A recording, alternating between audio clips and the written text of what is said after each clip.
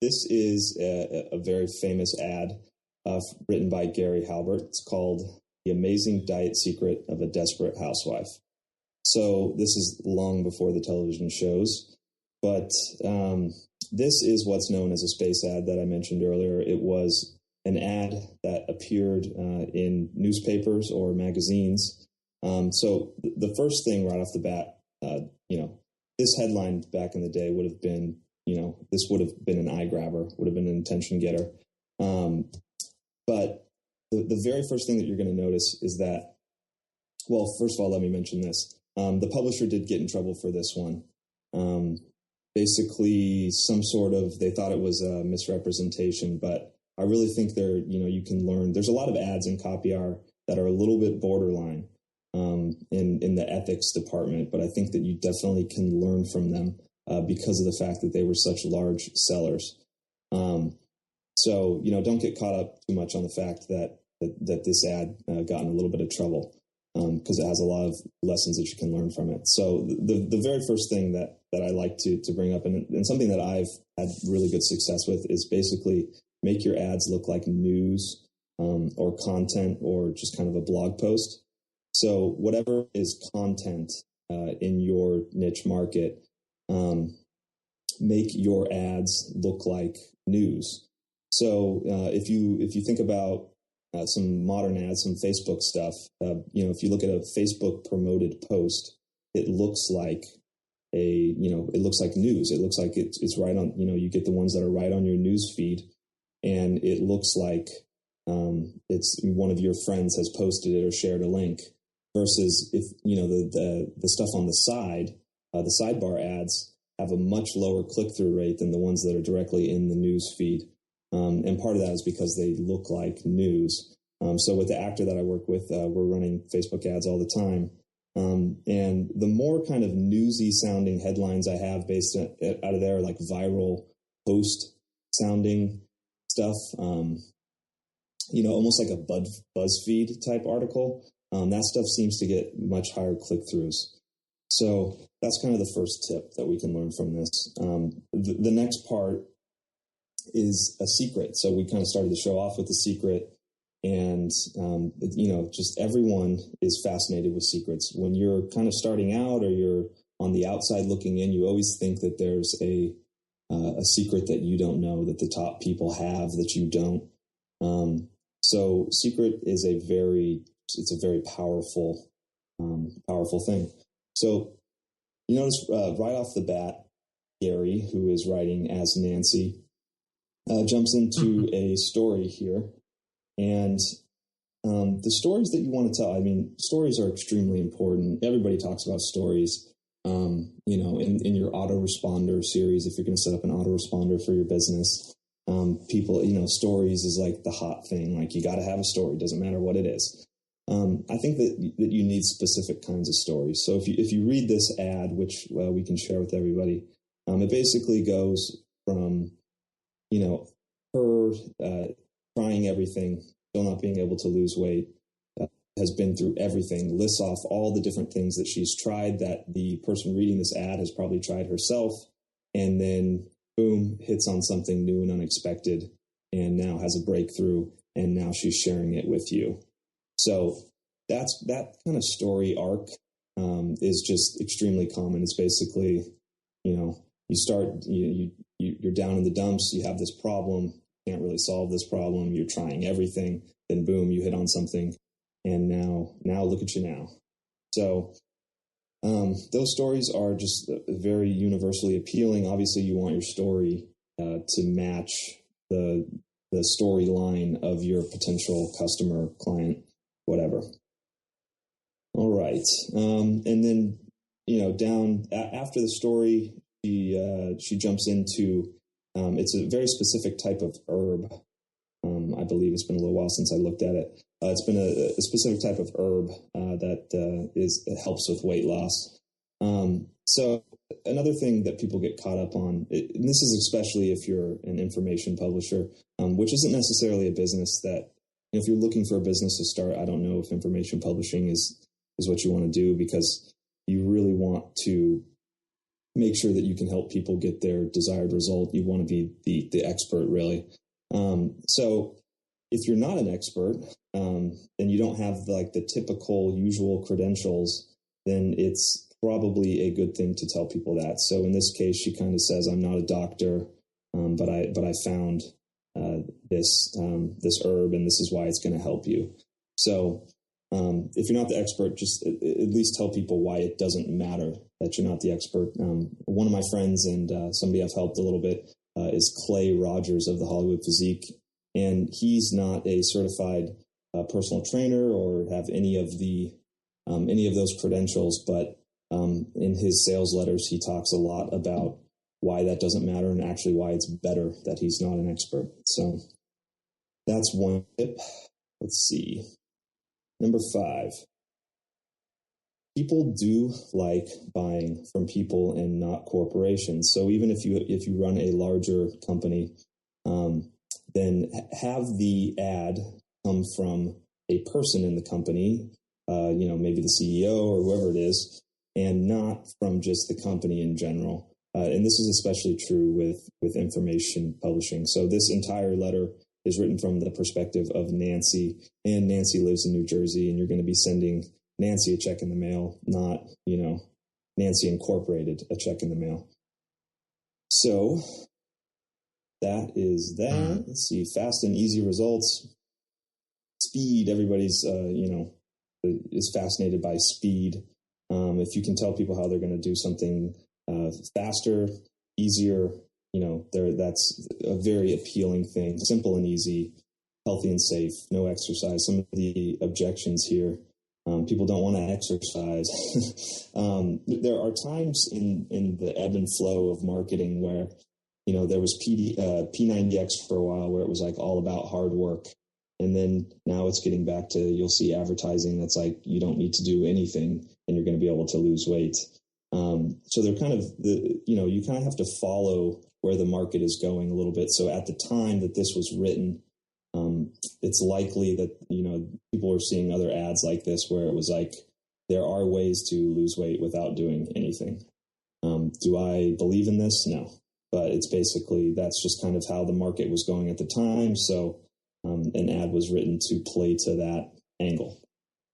I just want to add something there, if I can, please, as well, direct to the listeners. And some listeners might be hearing that and think, but, that's misleading and good and et cetera, et cetera. And, you can look at it that way, or you can look at it like this. If you've got a good product that is going to help people, and they might actually have to put in some work, like, of course, they're going to have to put in some work, but if you're too clear on that fact and they're not going to buy and they're not going to have the opportunity to change their life, well, then you still haven't really served anyone. So I think it's a razor line that you've kind of got to walk between doing what's best for them by making them buy something that's going to help them change their life in a way that they want to, and telling them the story in a way that's, going to make them buy and make it feel like it's not going to be too difficult, too much of a struggle, and that they will be able to do it. And then once they've purchased and they're committed and they've got some skin in the game, then you can slowly help them understand that, look, you do need to do some work here, and this is how it works, and blah, blah, blah. So I just wanted to add that, because I know a lot of people struggle with the ethics sometimes of these kinds of things, and I just don't think they should. Well, really, if you're selling anything, it should be at least accelerating the process in a way, right? What's the purpose of selling something to somebody it's going to take them longer to do what they want to do? So, you can speak to how much faster this is going to make you money, or how much faster this is going to help you lose weight than doing nothing. So, your products, you want to be able to sell something that's an accelerator, not a decelerator. So let's see, number 7. So this ad, if you read through it, which I suggest you do, I suggest you handwrite it. There are some emotional pulls that are pretty strong. And a guy like Chris Haddad, there's a ton of emotion in his writing.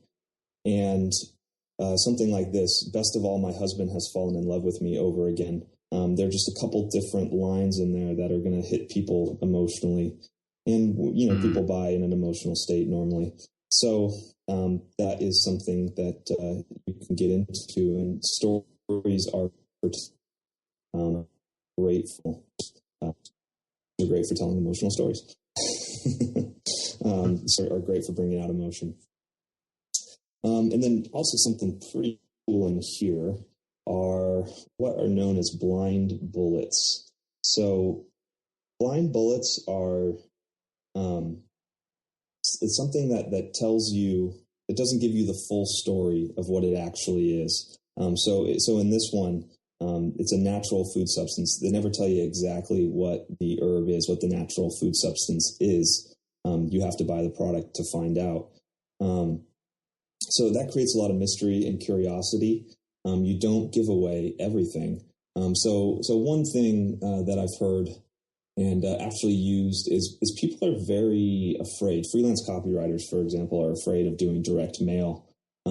So I mention a way to generate leads for the Copy Hour Cartel, which is the training for freelance copywriters that I put together with Ed Stapleton Jr.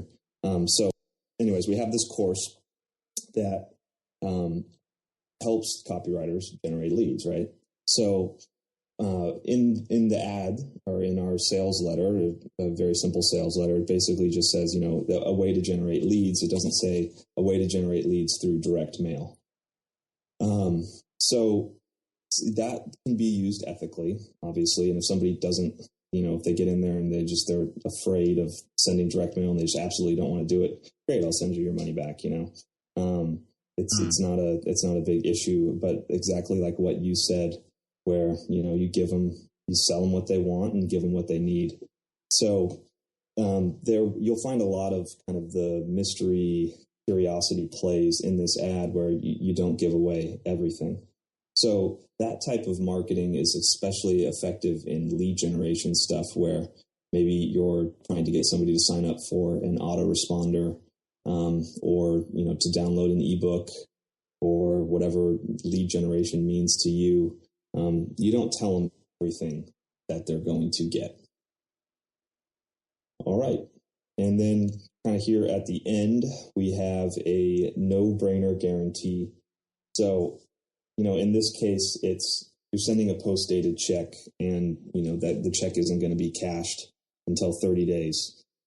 So that gives you plenty of time to cancel that check if you get it in the mail and you don't like it. And I think they actually got in trouble for not honoring refunds or something along those lines. So I don't think that had anything to do with Gary. I think it was the actual company itself. But yeah, so a no-brainer guarantee is something that you can add to everything. I mean, I've got a double your money back guarantee on Copy Hour, where if you go through it and you actually send me handwritten sales letters, I'll send you double your money back. And I have not had anybody do it yet. So you've only ever had 7 people in the whole history of Copywriter Refund, the Copy Hour Refund, haven't you? I am up to like 9 or 10 now. I need to update the sales letter. Which is pretty awesome, really. Like, how many years has Copy Hour been in existence now? We're going on almost 3. I think 2.5 now. I mean, that's really pretty amazing. A lot of products would have more than that within the first month of launch, Yeah. So. And I don't necessarily I don't know, I mention it in the sales letter, but it's something that I don't necessarily want to brag about as like a low refund rate, because sometimes that means that you're not selling hard enough in a way. If that makes sense, you're not, That's really, another Dan Kennedy, isn't it? Yeah, you're not really pushing for the sale enough. But I just like to think that I have an excellent product. You do. You definitely do. So that was really good. Thank you, Derek. Do you want to just quickly shoot through from 1 to 9 again and just read out the actual, the main point? Just summarize. So number 1 is make your ads look like news, content, or blog posts. So, you can go to CNN.com is actually a good place to look at what the articles look like the little teasers for the articles. A look like that can actually, you can use in banner ads, and it works very well. Number two is secrets. People love their secrets. People on the outside looking in, they always think there's something magic going on. And if you can allude to the magic, then you're doing great. Specific kinds of stories. So just tell a story. Tell a story of overcoming. Start where the person is now that's reading your sales letter and take them through the journey to where you got now, and promise to help them do the same. Number four is, if you're not an expert with the usual credentials, just tell them why that doesn't matter. I think it's important to bring it up as to, why aren't you a certified personal trainer or nutritionalist or whatever it is that you're selling. People like buying from people, not corporations. So if you are writing your ads, don't have it come from the company, have it come from you. Fast and easy results, this could be accelerated results. Everybody's fascinated with speed and ease. That's why people buy stuff. Next is include some emotional polls. I think that if you can get some emotion in there, this could really be melded with the story element as well. But inject some emotion into your ads, and then throw in some mystery, some curiosity as well. Don't give away the farm in your advertising. That'll get people to click. That'll get people to seek you out. That'll get people to buy. And then no-brainer guarantees. So always have a no-brainer guarantee. Really make it easy for people.